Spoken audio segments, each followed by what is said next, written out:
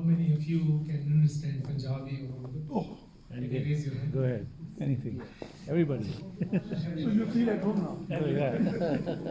My father was in his 80s, so he was sick. He had dementia. So I have my eldest brother.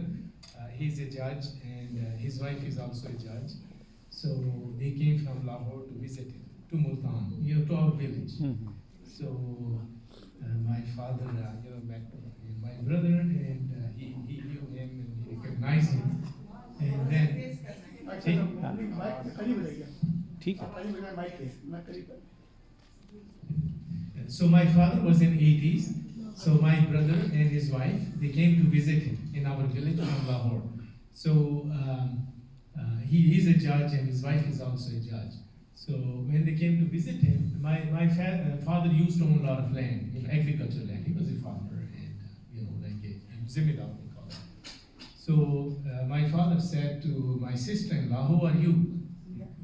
She said, "Well, I'm his wife." Then she said, "I'm a judge," to my dad, because my dad has a lot of respect for judges because he had a lot of litigation. So my father said, "You are his wife?" He said, "Yes." Yeah, I know you are his wife. All women in this village, they want to be his wife because they want his land. So he couldn't recognize his own sister-in-law. So, all of us go through these issues, but, sometime like after the age of 50 or so, people would forget, name of a friend or leave a cattle. I usually burn the bread, so my wife, that's the only time my wife makes the bread for me because she knows that we smoke in the house, because, I put the bread and start doing something else, then I forget, right? So these things are normal. Sometimes you don't recall a word, or you forget a date, or lose your keys. It happens. I had my glasses here, and I was looking in the house, and then I was yelling at my kids. I said, "You guys always misplace my glasses." They said, "Your glasses are there on your forehead, right?" So these things are just the beginning, and then slowly these things, gradually get worse and worse. So the main issue comes with the shorter memory problems, like the new memories. Most of us, when they get old, they have old memories. Like my dad was born in India. He knew how was things in India and everything. He used to tell us stories, but recent memories they forget, right? So as long as this does not impact on your activities of daily life, like shopping, housekeeping, food preparation. Most of our males don't make food. This is how our society is.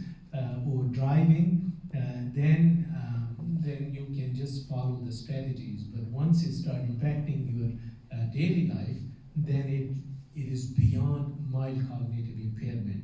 Then comes dementia. So dementia is a very big cluster of various issues. It's a kind of vague term. Sometimes patients ask, what is the difference in dementia and Alzheimer's, right? So Alzheimer's is the most common type of dementia. Alzheimer's is dementia, but there are many other causes of dementia as well. But the most common cause is Alzheimer's. So what happens in dementia? People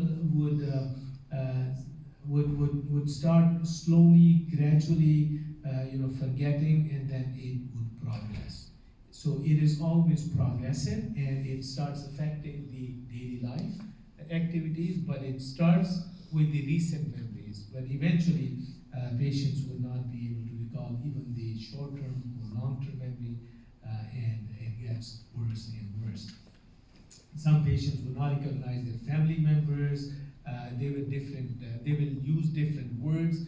Like you will show them pen, they would know sometime that what is the purpose. They would show like this with the hand, but they cannot find the word for pen. Or sometimes they will. I had a patient who started getting. He was working in the same company for 35 years, but he started getting lost when he was go to work. He would end up somewhere else. So they start getting lost in the familiar surroundings.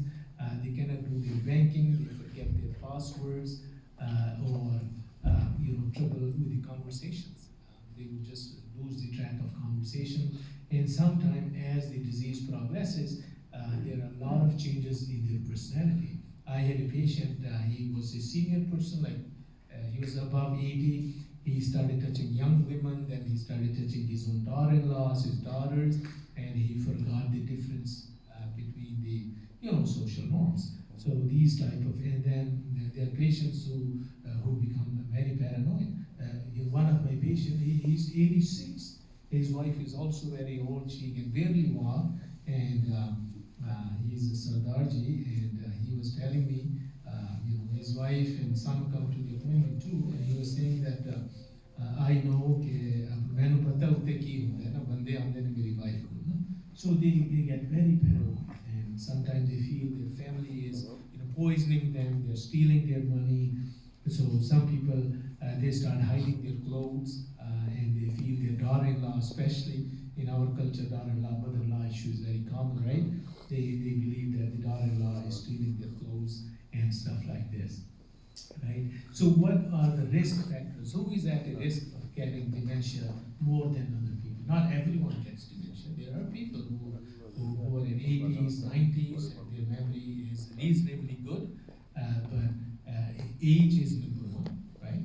So with respect to age, it's about 10% of the people above the age of 65, they have dementia, and about 50% of the people above the age of 85 get dementia.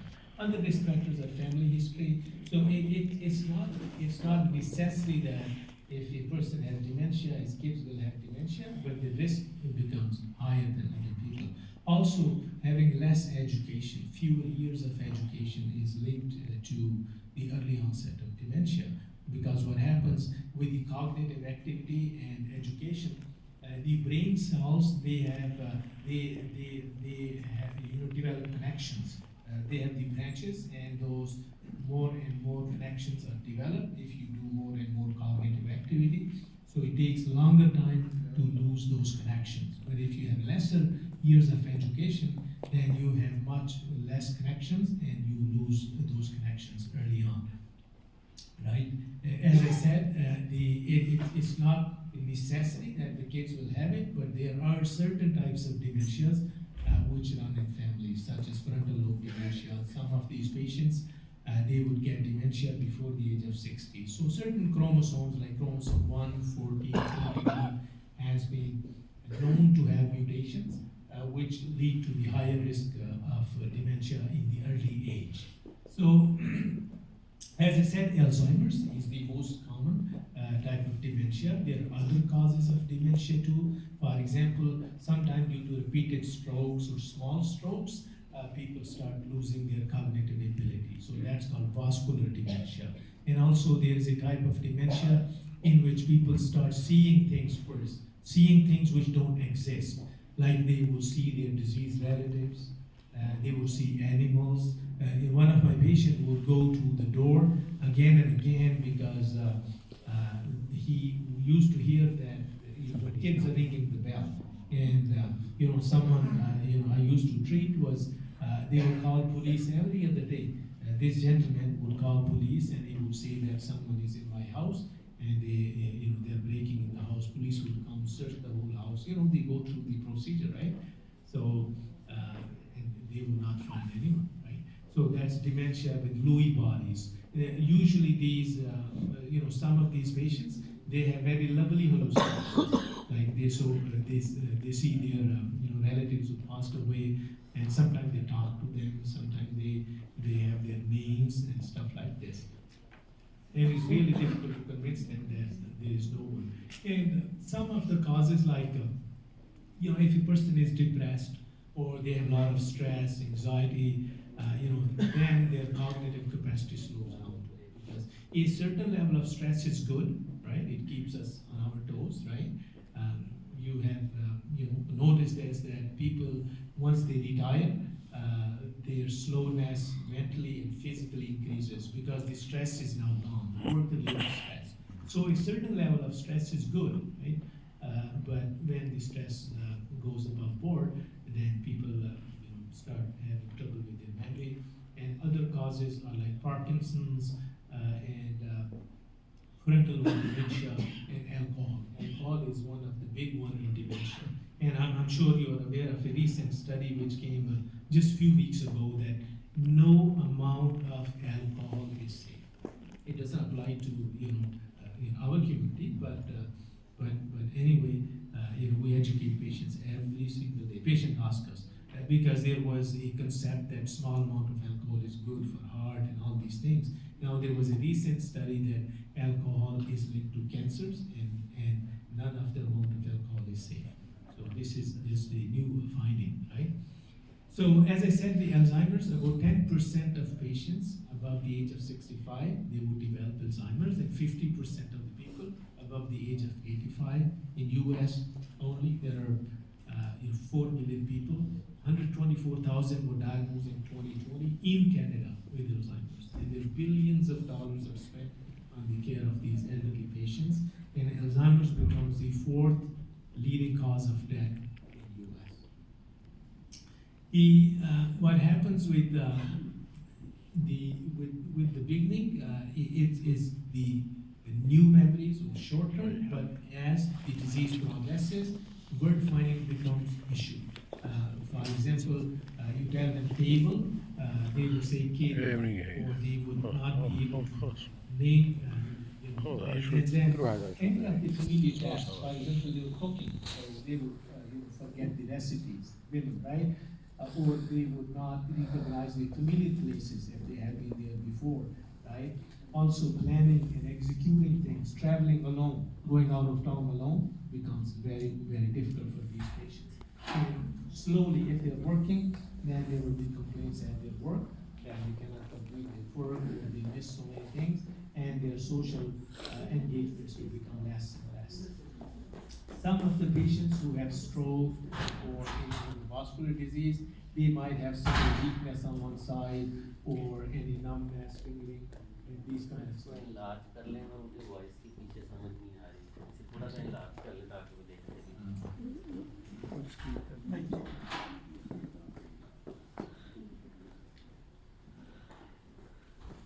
Is it better?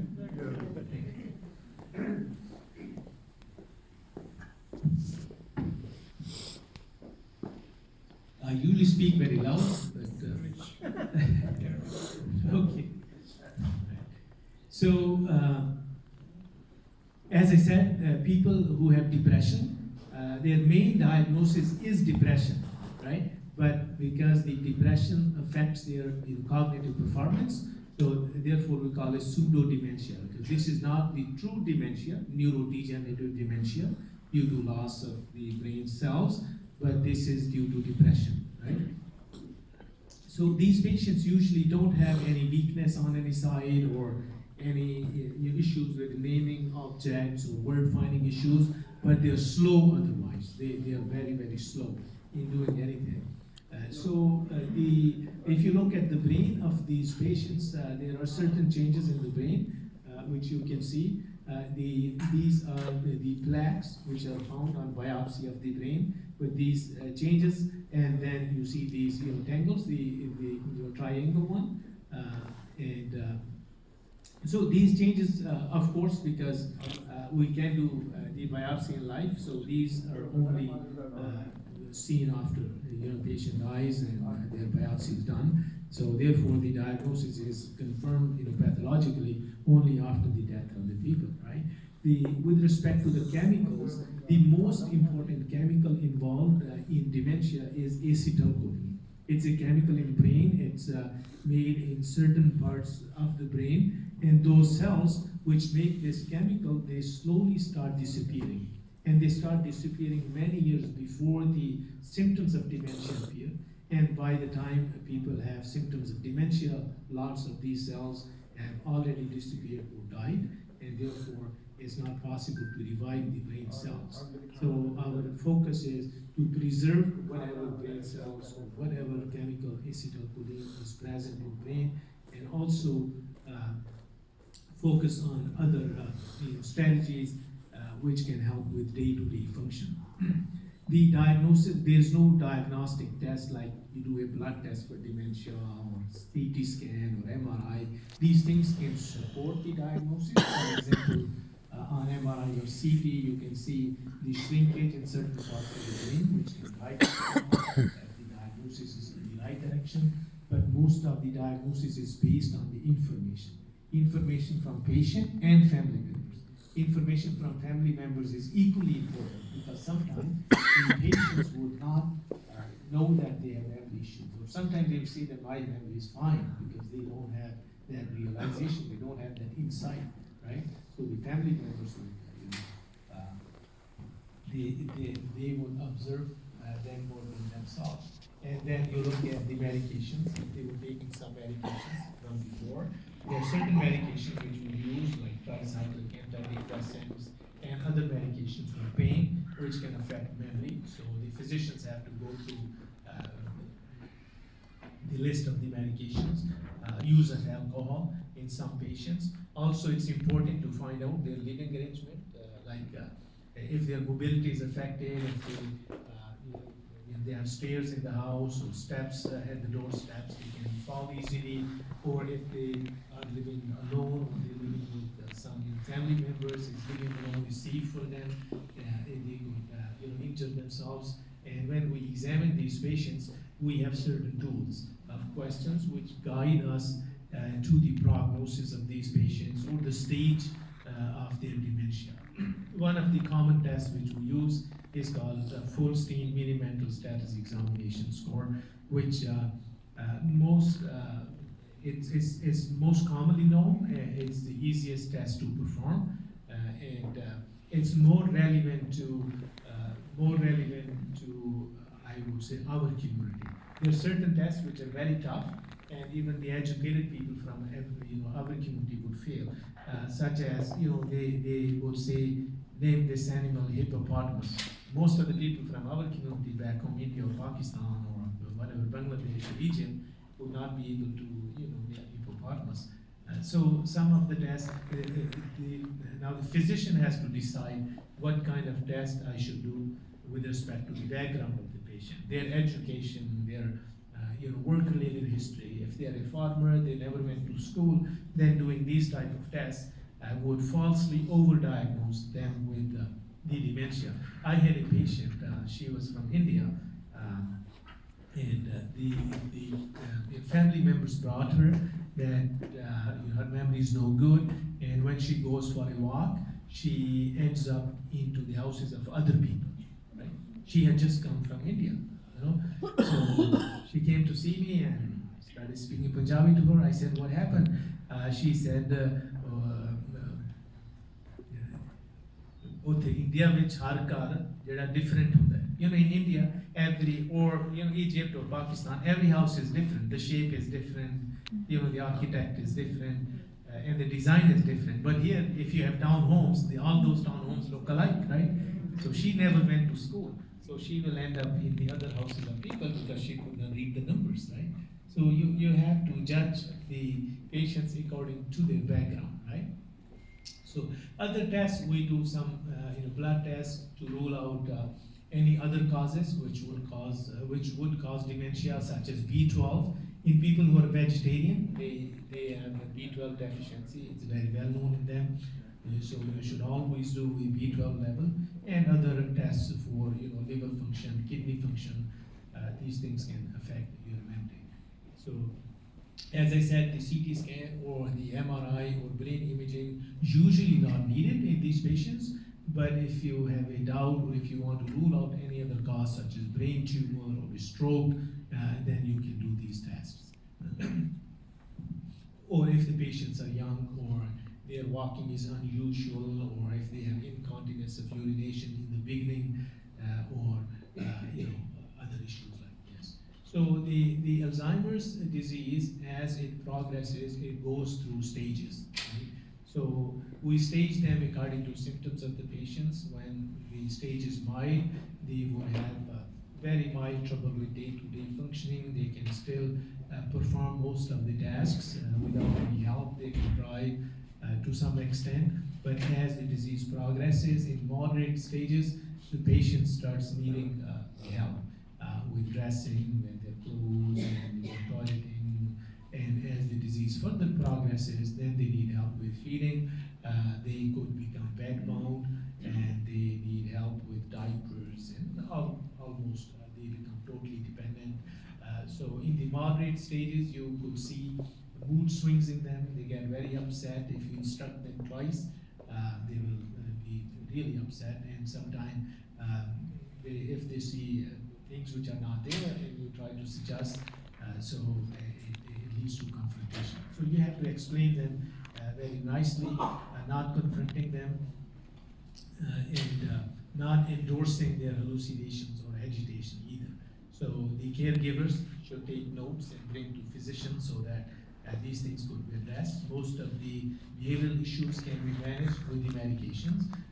The medications provide only a mild improvement with the memory, and in some patients they may not see much improvement. The goal of management is to keep their function to a reasonable extent, help with their mood, help with the agitation, aggression, and their physical safety in the washroom or at night time. If they wake up to go to the washroom, they can fall down, right? So we ask these patients to have OT assessment so that they can solve the bars in the house, and also you have to see them again several times a year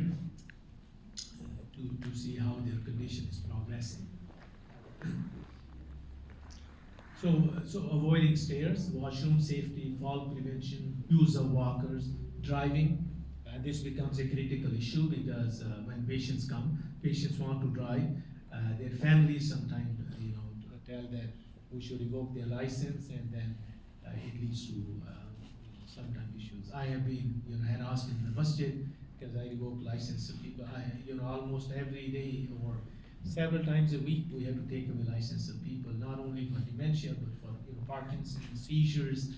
So people really get. It's really a very tough talk with the patients. So we ask patients to stay physically active, socially active. Families should let them do whatever is their capacity. In our culture, there's a concept, आप बीमार हैं बैठे हैं आप कुछ नहीं करें, that you should not do anything because you're sick.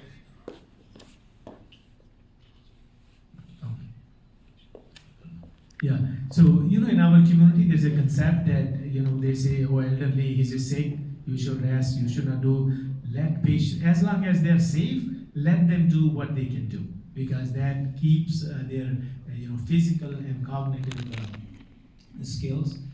And one of the most important thing, which is especially important to our community, is diabetes, cholesterol, high blood pressure.